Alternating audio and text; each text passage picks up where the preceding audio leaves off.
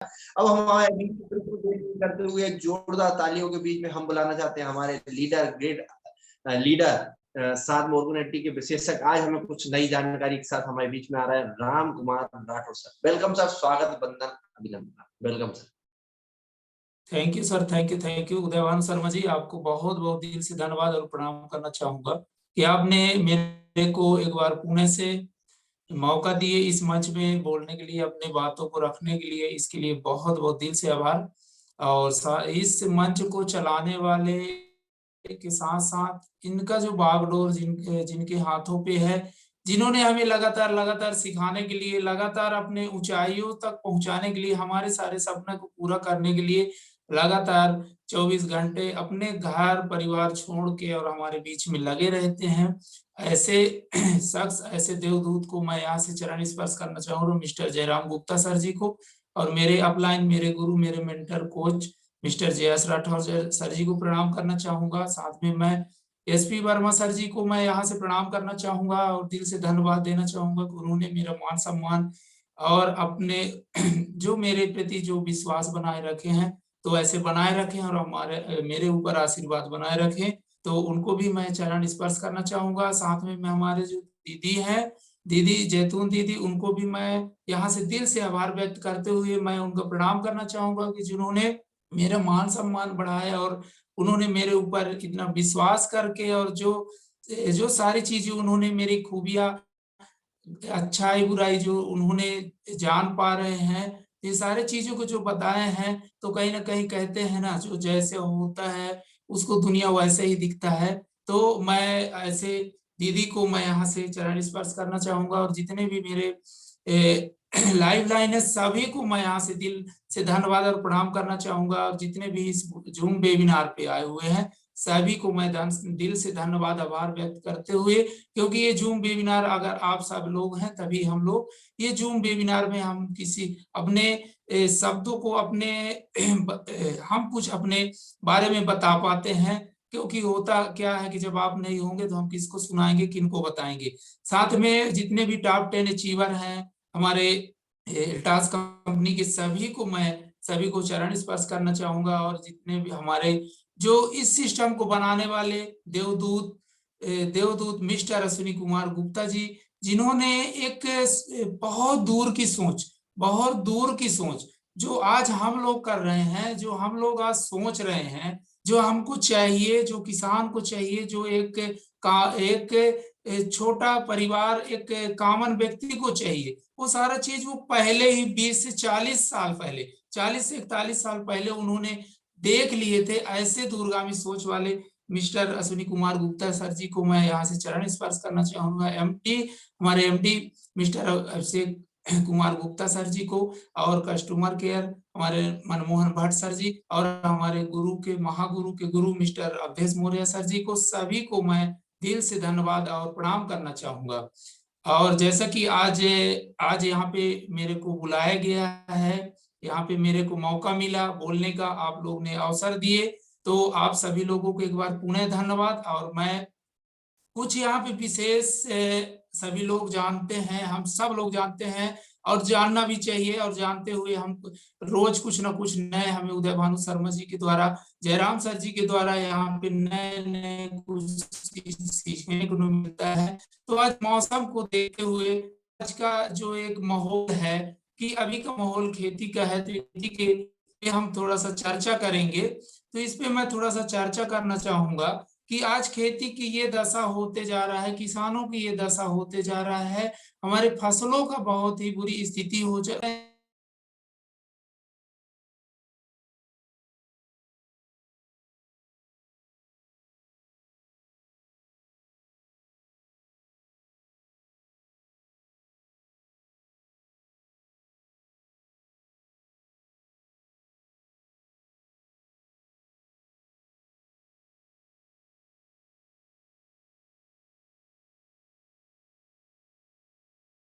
और जैसे कि जैसे इस रहेंगे संगत में, वैसे ही हमारा बनेगा रंगत। तो इसी प्रकार से है कि हम अगर अपने खाद्य पदार्थ को, अपने खेत को अगर एक स्वच्छ करते हैं तो ऑटोमेटिक है कि हम लोग स्वच्छ हो जाएंगे। स्वस्थ भारत समृद्ध भारत के मिशन पे जो हम सभी लोगों ने अग्रसर हुए हैं, लगातार आगे बढ़ रहे हैं और लगातार आगे बढ़ते हुए बहुत सारे लोगों को, यहाँ पे बहुत सारे लोगों को, मेरे जैसे लोगों को, बहुत सारे लोग जो हैं तो यहाँ पे उनकी लाइफ को हम चेंज कर पा रहे हैं।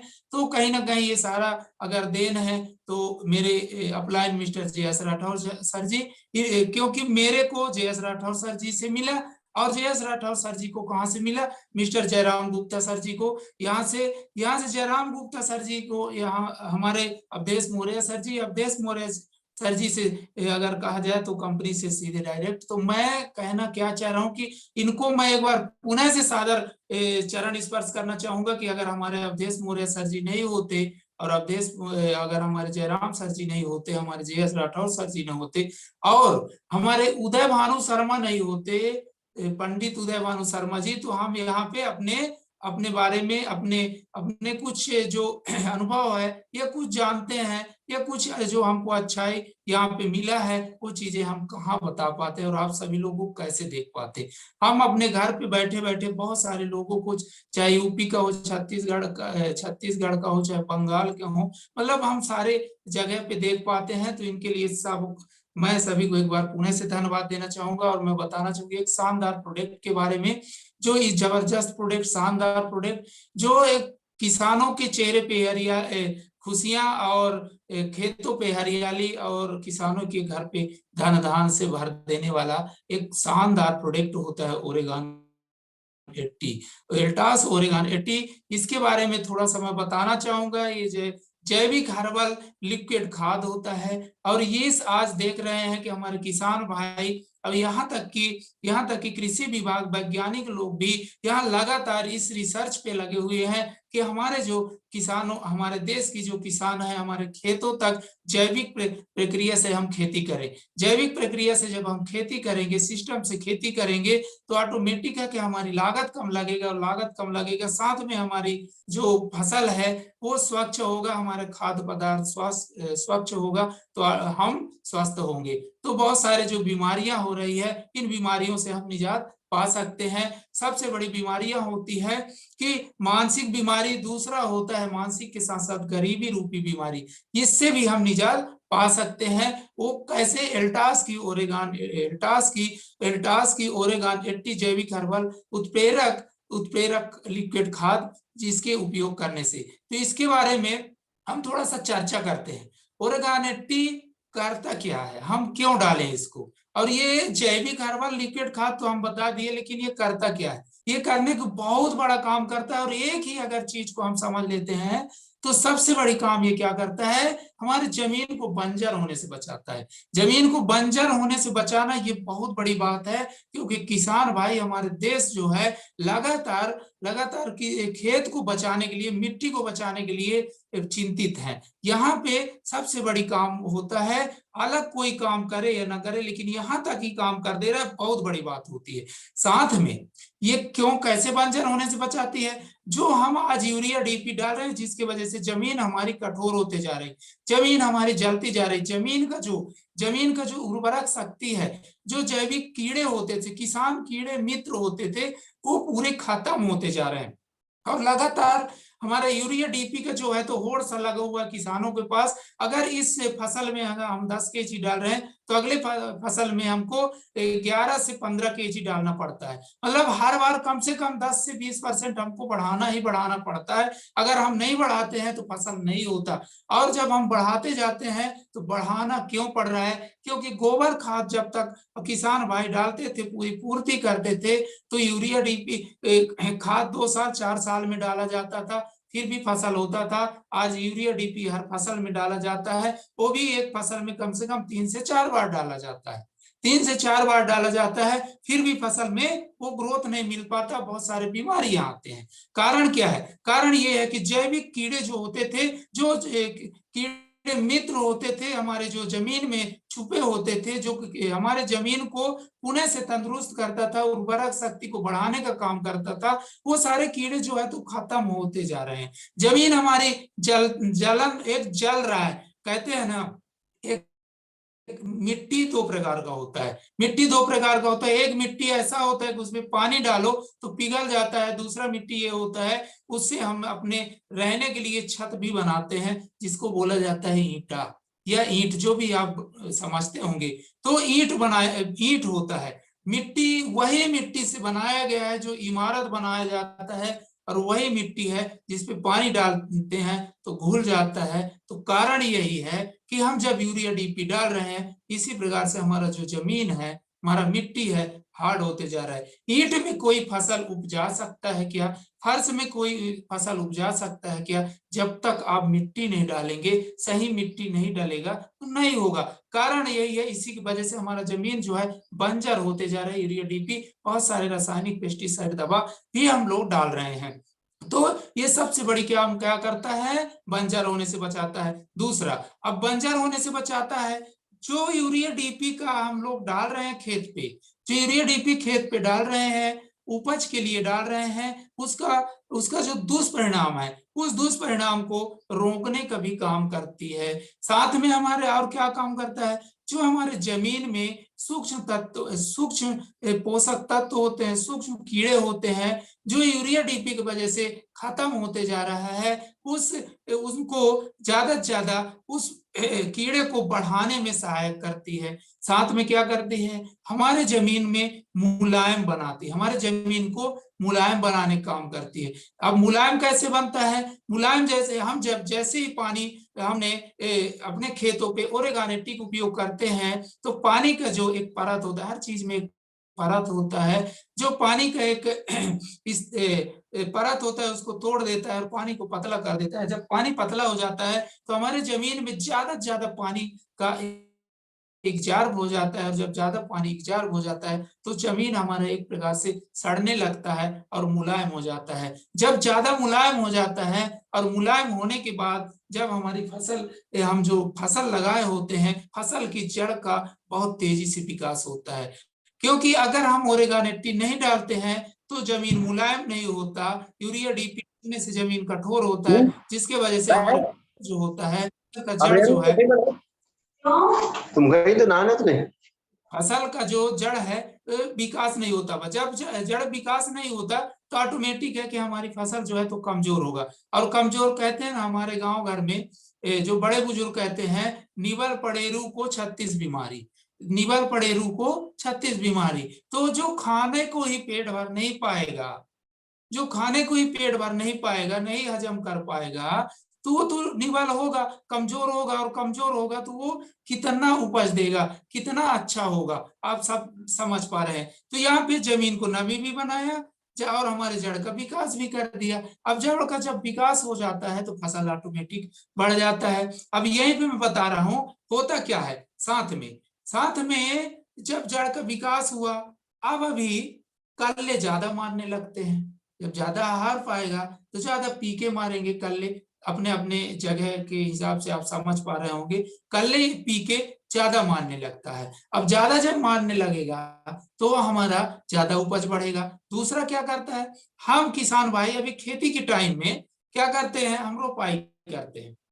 इस वर्ष का थोड़ा सा पानी का कमी है बहुत सारे जगह पे, तो पानी की कमी होने की वजह से जल्दी से पंप पे लगाए, खेत पे ज्यादा दिन सड़ाव नहीं करते और तुरंत लगाओ भाई, क्योंकि धूप कर रहा है, बारिश का कोई निश्चित नहीं है, तो जल्दी से जुताई किए और रोपाई करने लगते हैं। तो हमारा जो जमीन होता है पूरी तरह सड़ नहीं ले पाता, और जब सड़ नहीं पाता तो डीला डीला रहता है। वही उसके वजह से हमारे जमीन में एक पोला टाइप का, एक वहां पे गैस टाइप का बना रहता है, जिसकी वजह से वहां पे दीमक और बहुत सारे बीमारियां जो है तो वहां पे जैसे फंगस जैसी बीमारियां लग जाते हैं, और उपज में वो हमारे फसल में बीमारी उत्पन्न करती है। तो अगर हम यूरिया डीपी डाल रहे हो तो मैं इकट्ठा आपको मना नहीं कर रहा हूँ, और आपको इकट्ठा कम भी नहीं करना है, आपको 20% कम करना है। और जब रोपाई करते हैं तो ज्यादा दिन तक अगर सड़ाव भी नहीं है तो आप तुरंत लगवा सकते हैं यूरिया डीपी को हम झाड़ के साथ। अगर हमने यूरिया डीपी डालो या ना डालो मैं नहीं जानता, अगर आप नहीं डाल रहे हो तो मत डालिए, और अगर डाल रहे हो तो आप 10 से 20% कम करिए। और जो हम ओरेगानेटी को जब डालते हैं तो जो हमने ज्यादा सड़ाव नहीं लिए हैं, तो आप देखिएगा कि आपका अगर 4 से 5 इंची आपका पैर दब रहा होगा, घस रहा होगा, तो आप देखिएगा वो जैसे ही हम ओरेगानेटी को डालते हैं, तो आप देखिएगा 3 से 4 दिन बाद वहीं पे आपका एक फीट ज्यादा आपका जो पैर है तो धंसने लगता है। ये क्यों होता है ऐसा? ऐसा इसलिए होता है कि जो ये हमारे पानी का जो है, पानी का परत को खत्म कर देता है, पानी को जो पतला करने की वजह से जमीन गर्भ होता है, जब वहां पे अवशोषित होता है तो जमीन सड़ने लगता है, जमीन घुलनशील में परिवर्तित हो जाता है, जिसकी वजह से हमारा उसमें जो फंगस होता है उसको भी रोकने का काम करता है और फसल को पूर्ति आहार जो है तो आहार पूर्ति करता है। और क्या करता है साथ में यहाँ पे अब यहाँ पे किसान लोग क्या करते हैं, रोपाई की इसके बाद लाओ भाई वो डालिए आप लोग खरपतवार नाशक दवा डाल दीजिए ताकि उगने न पाए। इसके वजह से भी अब खरपतवार दवा हम लाते हैं तो लगभग 500 से लेके 1000 रुपए का पर एकड़ लगता है लागत। अब उसको डालने से क्या करता है, अगर आप यहाँ पे थोड़ा सा सोचने की बात है, यहाँ पे थोड़ा सा हम अगर माइंड सेट करें, तो अगर वो उगने नहीं दे रहा है कोई भी फसल को, कोई भी खरपतवार हो या कुछ भी हो, उगता तो जमीन से ही है, हम फसल भी लगा रहे हैं तो वो भी जमीन से उग रहा है। अगर उस चीज को हम अपना जो बीज हम लगा रहे हैं, उस बीज को कभी आप लोग केयर करिएगा, आप डालिए और उस दवा को डाल दीजिए, उगने नहीं देगा। तो जब उगने नहीं दे रहा है अन्य उनके पौधे को, अन्य खरपतवार को, तो आपकी फसल पे कुछ ना कुछ उसका असर तो पड़ेगा ना। तो असर पड़ता है, असर पड़ने की वजह से क्या असर पड़ता है, उस पर भी दुष्परिणाम पहुंचाता है, उस पर प्रभाव करता है, जिसकी वजह से जो हमारे पीके होते हैं, कल्ले होते हैं, तो जहां पे हमारा 15 कल्ले मानना चाहिए, निकलना चाहिए, वहीं पे मैं आपको बता दे रहा हूं 8 से 10 कल्ले में ही सीमित रह जाता है। इससे क्या होता है, हमने लागत 500 से 1000 लगाया भी और अपना उत्पादन को भी घटा दी।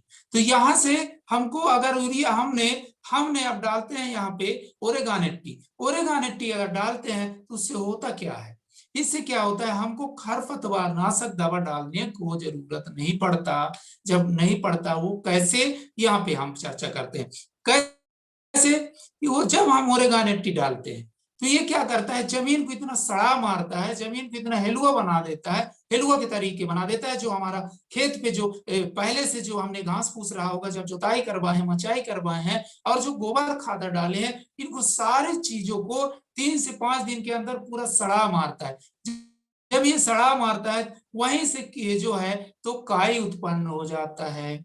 जब काई वहां पे उत्पन्न हो जाता है तो पूरे ऊपर छा जाता है, जमीन के ऊपर छा जाता है, जिसके वजह से सूर्य भगवान की रोशनी न पड़ने की वजह से खरपतवार जो है नहीं जमता, जिससे हमारे किसान भाइयों को 1000 से 500 रुपए बचत हो जाता है। और हमारे जमीन का जो हार्डपन होना, ये जमीन पे जो हम खरपतवार दवा डाल रहे थे, उस जमीन का उस दवा का जो हमारे फसल में दुष्परिणाम पहुंचता था, उसको भी उससे हम निजात पा जाते हैं। और कल्ले यहाँ पे अगर आपका 8-10 कल्ले निकलते थे, वहीं पे आपको मैं बता देना चाहूंगा कि आपका कम से कम 14 से 15 कल्ले होंगे, कम से कम मिनिमम 14 से 15 कल्ले हो जाते हैं, जिसकी वजह से हमारी फसल का उपज बढ़ जाता है। आगे अब हम बात करते हैं, जैसे हमने डाला, फर्स्ट में हम डालते हैं कितना, हमको डालना कितना है, 1 एकड़ में सिर्फ 500 ml,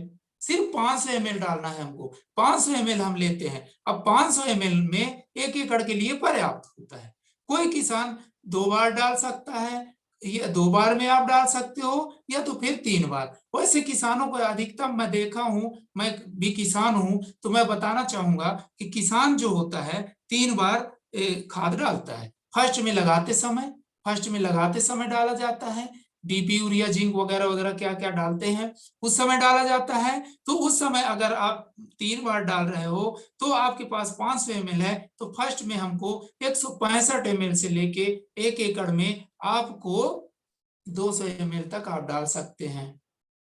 अब 500 ml भी डाल देंगे एक बार तो कोई नुकसान नहीं है, फायदा ही फायदा है। लेकिन आपको फायदा, आप क्यों ज्यादा डालेंगे, क्यों ज्यादा लागत लगाएं? क्योंकि हमारी एल्टास कंपनी का सोच है किसानों का लागत कम लगे, उपज ज्यादा मिले, लागत कम लगे, उपज ज्यादा मिले। तो इसलिए कम हम लोग डलवाते हैं। हमारे जो अश्विनी कुमार गुप्ता एमडी, जो हमारे जयराम सर जी हैं, इन्होंने सारे इन चीजों पे ऐसे ही नहीं बताते। आज ओरेगानिटी की एक्सपर्ट विशेषज्ञ ऐसे ही नहीं माना जाता उनको। तो मैं बताना चाहूंगा कि जब हम यहाँ पे हम 165 से 200 ml डाल दी, एक मान लीजिए एक बार में आपने 200 ml डाल दिया 1 एकड़ में। अब जो खाद आप डाल रहे हैं, जो खाद डाल रहे हैं, जितना डाल रहे हैं, उस खाद का 10 से 20% तुरंत ही कम करिए। अब 10 से 20% अगर कम कर रहे हैं तो यहाँ पे उसी खाद में, क्योंकि हम बता नहीं सकते कितना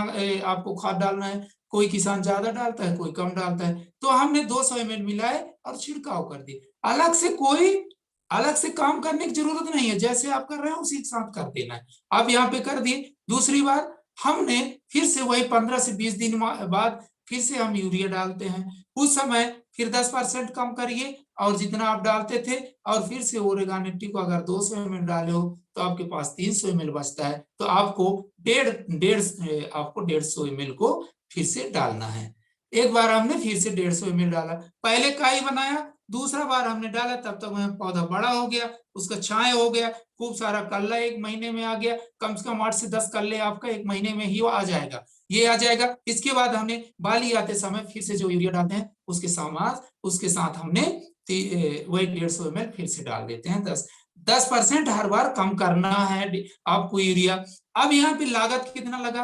अब लागत यहाँ पे मैं बताना चाहूंगा, लागत कितना लगा? लागत यहाँ पे हमारा लगा, सिर्फ हमारा ओरेगानिटी 330 रुपए का पड़ता है। हम एक सेट में लेते हैं तो 330 रुपए का पड़ता है। तो 330 रुपए किसान अगर लगाता है, 330 रुपए अगर लगाता है, सीधे सीधे अगर कहा जाए तो 110 रुपए पर एकड़ एक बार में लागत लगता है। और आपका फर्स्ट ही बचत क्या कर देता है? 500 से 1000 का बचत क्या कर दिया? आपका खरपतवार नाशक दवा को बचा दिया।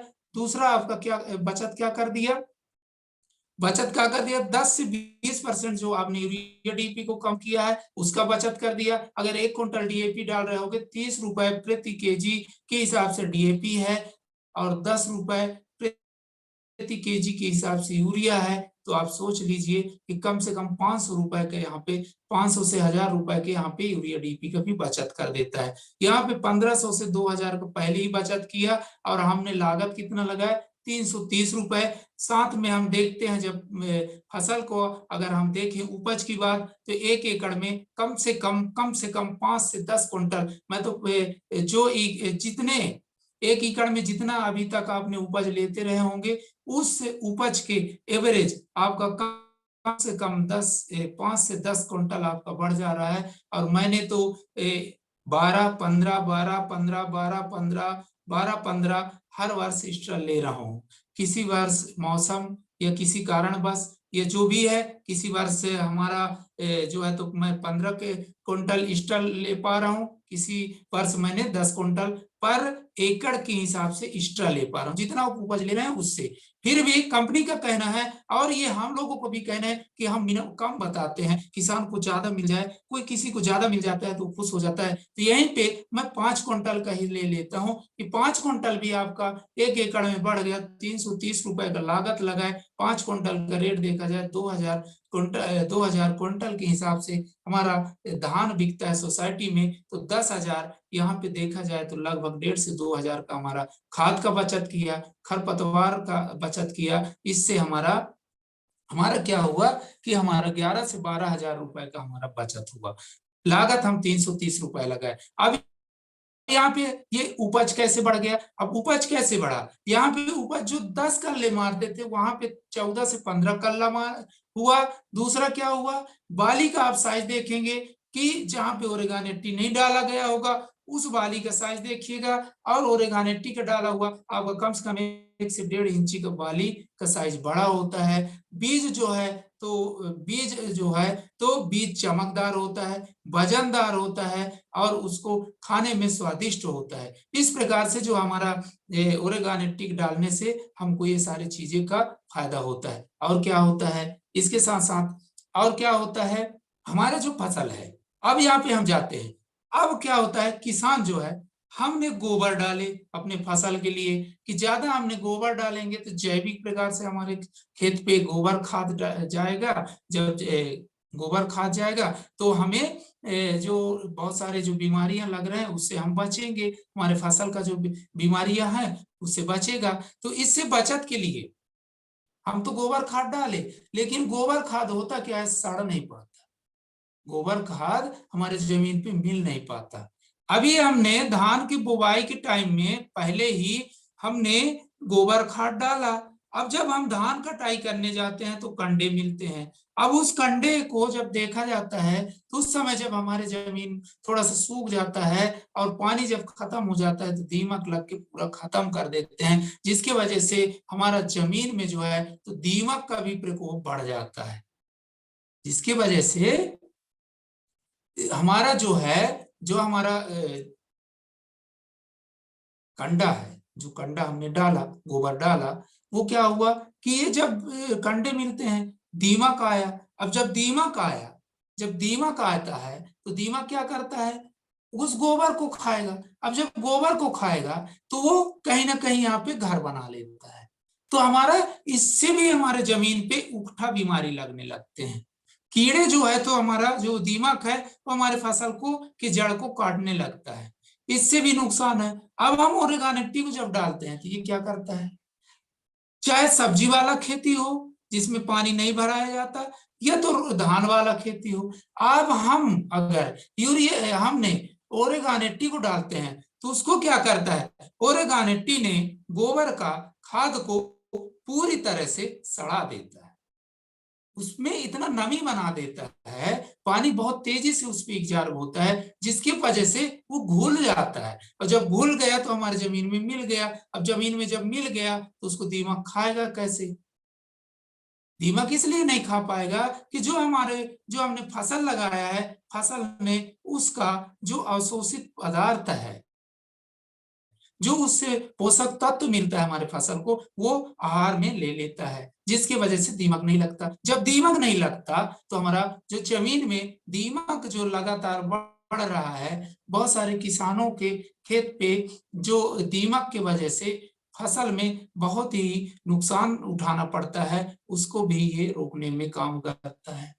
और क्या करता है, बहुत जगह पे और क्या होता है, जैसे जंगली जगह, जंगल के किनारे से जो गांव होते हैं, खेती होता है, वहां पे जो कहते हैं ना जंगली सुअर जो होता है, वो क्या करता है कि धान के टाइम में आता है और आके धान पे घुस के खेत पे और बहुत ही नुकसान पहुंचाता है, बहुत तेजी से नुकसान पहुंचाता है, क्योंकि वो वहां पे बैठ जाता है खूब, मतलब उसको उखाड़ देता है, बहुत सारा प्रकार से वो नुकसान पहुंचाता है। तो अगर हमने ओरेगानेटी का उपयोग करते हैं, ओरेगानेटी का उपयोग करते हैं तो हमने 3 बार ही डाला, लेकिन अब अगर जहां पे ज्यादा ये प्रॉब्लम है तो हर हफ्ते ज्यादा कुछ मत करिए, आपने स्प्रे में पर लीटर 2 ml के हिसाब से मेड़ पे हर हफ्ते स्प्रे करते जाइए, स्प्रे कर दीजिए हफ्ते हफ्ते में। आप देखिएगा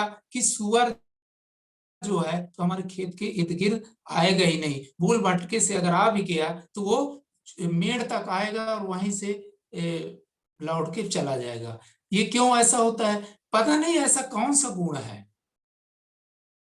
पता नहीं ऐसा कौन सा गुण है, ऐसा इसमें स्माइल होता है ओरेगानेटी पे कि उसकी वजह से सुअर जो है तो उसके स्माइल को भाता ही नहीं है और वो किनारे हो जाता है, जिसकी वजह से हमारी फसल में किसी प्रकार को वो नुकसान नहीं पहुंचा पाता, जिससे किसानों को ये भी फायदा एक मिलता है। अब यहाँ पे मैं बताना चाहूंगा, अब आगे हम चलते हैं, ये सारे चीज तो हुआ, अब ओरेगानेटी और क्या देता है भैया, ओरेगानेटी अब मैं थोड़ा सा बताना चाहूंगा उनके लिए जो सब्जी लगाते हैं, क्योंकि मैं भी सब्जी लगाता हूँ और खेती भी करता हूँ और इल्टास भी करता हूँ, और पहले से ही कर रहा था। अगर मैं खेती नहीं करता तो आज इल्टास का ये सिस्टम मेरे को नहीं मिला होता, तो कहीं ना कहीं मेरा अगर बेस है तो उल्टा उसको पाने के लिए, इतना अच्छा शानदार सिस्टम को पाने के लिए तो मेरा खेती ही है। तो मैं खेती अब लेकिन पहले जैसे नहीं करता, अब थोड़ा सा करता हूँ, थोड़ा सा लगा लेता हूँ कुछ सब्जी वगैरह। पहले तो खूब करता था, अब उतना नहीं कर पाता हूँ क्योंकि मैं फुल टाइम यहाँ पे करता हूँ। तो मैं बताना चाहूंगा होता क्या है, हम जब कीड़े मारने के लिए दवा, कीड़े मारने के लिए दवा खूब लाते हैं, अच्छे अच्छे बीज लाते हैं, 1000 रुपए के लाते हैं, 500 रुपए के लाते हैं, 2000 का लाते हैं, बहुत महंगे महंगे बीज लेके आते हैं। लेकिन बीज लाने के बाद होता क्या है कि जब हम लगाते हैं खेत पे, कोई भी टमाटर लगाओ, बैगन लगाओ, गोभी लगाओ, कुछ भी लगाते हैं, तो उस समय होता क्या है, वो बांझपन हो जाता है। ये तो फिर बहुत सारे कीड़े और बीमारियां लग जाते हैं, जिसकी वजह से होता क्या है कि हमारा समय नष्ट होता है, और समय के साथ साथ हमारा जो हमने सोचे थे, जो हमको उत्पादन मिलना चाहिए, वो नहीं मिल पाता। इसका कारण क्या है, क्या होता है, किसान क्या करते हैं, किसान यहाँ पे करते क्या है कि अच्छा बीज तो ले आए, लेकिन अब जब अच्छा बीज लाए हैं तो अच्छा खाद भी लाएंगे, और जहां पे 1 किलो डालना है वहां तो 2 किलो खाद डालेंगे। भूल जाते हैं हम किसान कि अगर अच्छा बीज लाए हैं तो हमको खाद अच्छा डालने की, ज्यादा से ज्यादा डालने की क्या जरूरत है। लेकिन जब जो घर का बीज बनाया जाता है उसमें खाद कम डाला जाता है, और जो बाहर का खाद हमने अच्छा बीज लेके आए हैं उसमें ज्यादा खाद डाला जाता है। जहां पे 1 केजी डालना है वहां 2 केजी डाल, मतलब डबल डाल रहे हैं। और कुछ इष्ट दुकान वाले बता दिए, बीज भंडार वाला, तो और मिला के डाल दिए, तो फिर आपका अच्छा बीज लाने का फायदा क्या होगा। तो यहां मैं बताना चाहूंगा होता क्या है, हमारा ये मन की बात है, हमारे ये मन में ऐसा घर कर गया है, और ऐसा कुछ होता नहीं है। आप अपने घर का ही बीज अगर आप लगाओ, सही सिस्टम से अगर करो, तो आपको खाद अगर उतना डाल दिए तो उससे ज्यादा उपज देगा, क्योंकि उस बीज को हम अपने जमीन से तैयार किए हैं, हम अपने जमीन, अपने एरिया के वातावरण उसको मिला है, हमारे वहां का जलवायु मिला है, सारा चीज वहां का मिला हुआ है। और जब सारा चीज उसको मिला है तो उस जमीन पे, उस जलवायु पे, उस वातावरण पे, उसी उतने खाद पे अगर हम देंगे तो आप देखिएगा उसका उपज ज्यादा हो।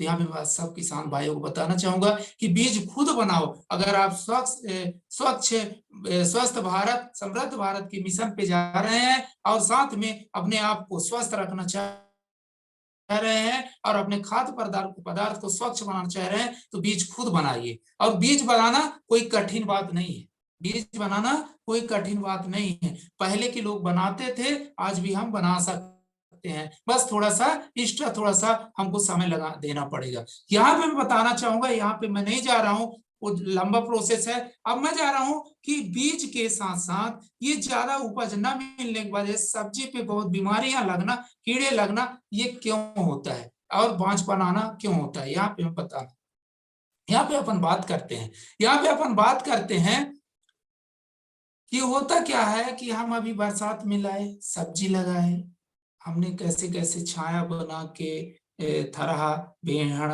लगाए, और फिर लगवाते हैं, लगाने के बाद उसमें अच्छा अच्छा दवा, अच्छा क्वालिटी का दवा लेके आते हैं, अच्छे कंपनी का दवा लेके आते हैं, साथ में हम क्या लेके आते हैं, साथ में सबसे बड़ी गलती हम लोग क्या करते हैं, इधर तो जहर तो डाल ही रहे हैं अपने फसल पे, अपने जमीन पे, साथ में क्या लेके आ जाते हैं, सबसे जो बड़ी चीज है, चिपको लेके आते हैं मार्केट से, चिपको लेके आते हैं। और हम जाओ जिस वहां पे जाते हैं दुकान पे, वो कुछ बताए या ना बताए, चिपको को जरूर ऐड करता है, चिपको को जरूर ऐड करता है, बोलता है भैया चिपको लेके जाओ, ये बरसात है। गर्मी में क्या बोलेगा कि भैया धूप बहुत तेज है, इसकी वजह से उड़ जाएगा आपका फसल, जो आप दवा डाले हैं वो वाष्पीकृत हो जाएगा, इसलिए चिपको ले जाओ।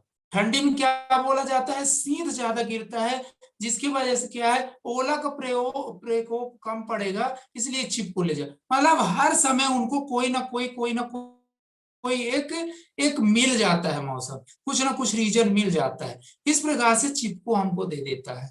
अब चिपको को आप देखिए, चिपको है क्या, चिपको है क्या, उसमें बहुत ज्यादा कास्टिक सोडा मिला होता है साहब, कास्टिक सोडा मिला होता है। अब सोडा को आप सभी लोग जानते हैं कि सोडा से हमारा कपड़ा भी धुलता है, बर्तन पे तेल लगा हुआ चीज भी धुल जाता है। अब वो क्या करता है, फसल पे पड़ेगा तो क्या करेगा, फसल पे बांझपन और फसल का ग्रोथ रोकने का भी काम चिपकू करता है। और इसकी वजह से भी जो बांझपन आ जाता है, उपज में हमारी जो बहुत ही मतलब दुष्परिणाम पड़ता है। तो हम चिपको बिल्कुल भी नहीं लेके आए। अब हमने ओरेगानेटी को लेते हैं, ओरेगानेटी को पर लीटर 1 से लेके 2 ml के हिसाब से डालना है।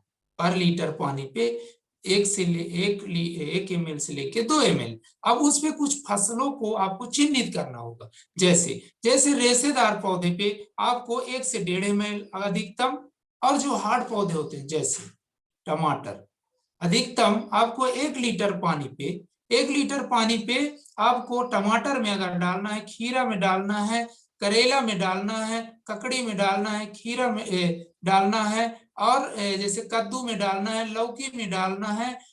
ऐसे फसल पे हम जब स्प्रे करते हैं, जो भी दवा के साथ स्प्रे करते हैं, तो हम जब ओरेगानेटिव डालते हैं तो 1 से 1.5 ml, अधिकतम 1.5 ml।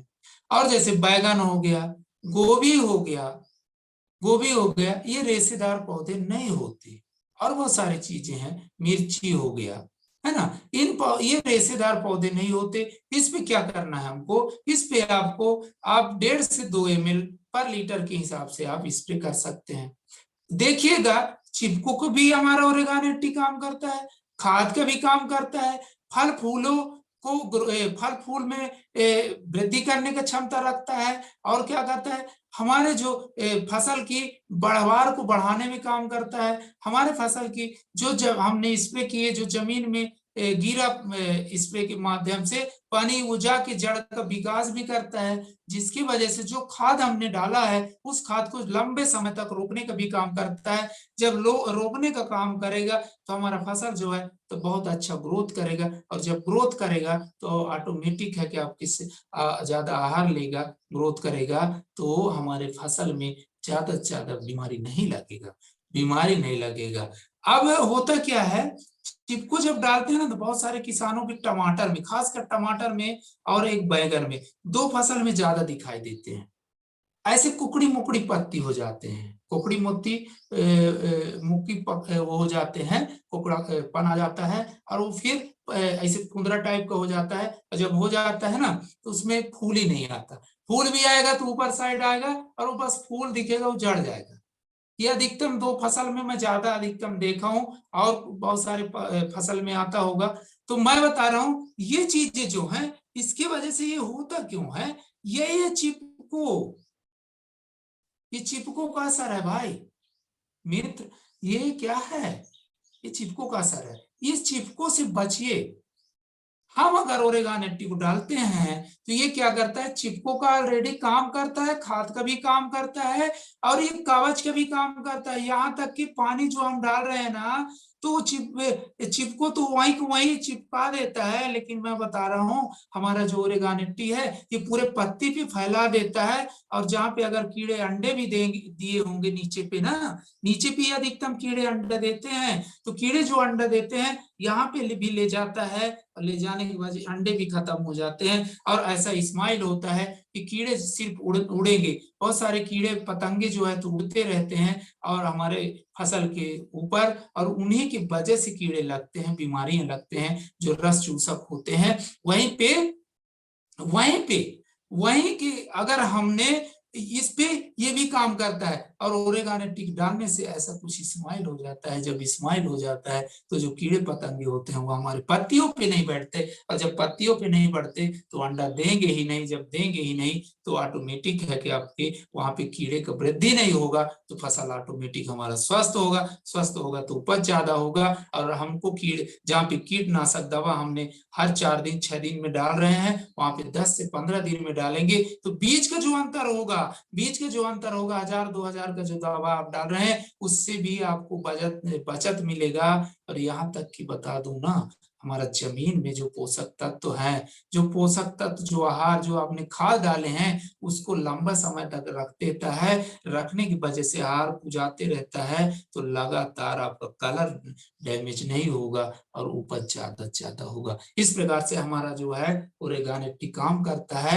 ओरेगान 80 को डालने से हमारे किसान भाइयों को, हमारे देश के किसान भाइयों के घर पे धन धान हो जाता है और चेहरे पे मुस्कान, काला टाइट हो जाता है और वो बहुत ही स्वस्थ होते हैं। किसानों के घर पे बीमारी क्यों हो रहा है भाई? घर का ही वो घर का ही खाद्य पदार्थ खा रहे हैं, गेहूं चावल उपजा रहे हैं, सब्जी भी उपजा रहे हैं। अब यहाँ पे कारण क्या होता है? सबसे ज्यादा आज किसान लोग बीमार हो रहे हैं। इसका रीजन आप समझें थोड़ा सा, मैं 2 मिनट बताना चाहूंगा।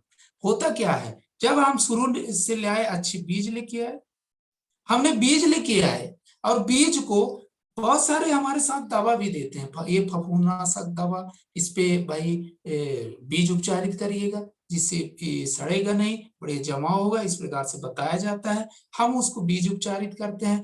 फिर से कुछ फोरेट जैसे घातक जहरीला दवा डालते हैं ताकि उसमें किसी प्रकार के कीड़े उस जमीन पे न रह जाए, पूरी नष्ट हो जाए, इसको भी डाला जाता है।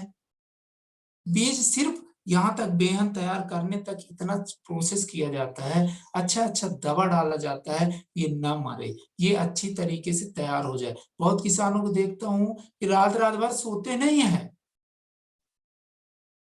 वो क्यों नहीं सोते? बेहन देते हैं, जैसे गोभी का हो गया, टमाटर का, बैगन का, बहुत सारी चीजें जो सब्जियों पे, और जैसे बारिश का थोड़ा सा अभी मौसम में थोड़ा सा गड़गड़ाया या मौसम बदला, तुरंत जगेंगे, जाएंगे और जल्दी से पन्नी ढाको, वहां पे एक टपरिया टाइप का बना देते हैं। मैं बता देना चाहूंगा, आप लोग छोड़ दो ना ऐसे, फिर देखिए आपका अगर एक भी मर जाए तो मेरे को बताना है। एक भी नहीं मरता, सिर्फ आपका बीज से थोड़ा सा निकलने तक आप थोड़ा सा उसको छांव दीजिए, ढक दीजिए, इसके बाद आप छोड़ दीजिए और गिरने दीजिए जितना बारिश गिरना है। फिर देखिएगा वो फसल, वो आपका बेहन कितना अच्छा तैयारी होता है। और उसको लगाइएगा, कोई दवा डालने की ज्यादा जरूरत नहीं पड़ेगा और मरेगा नहीं, पूरी तरह से उपज हो जाएगा, खड़ा हो जाएगा, तैयार हो जाएगा। ये मैं करता हूँ, मैं ऐसे नहीं बताता। कारण क्या है? कारण ये एक जैविक का मैंने उपयोग किया, ओरेगान 80 को उपयोग किया, इसके वजह से हो रहा है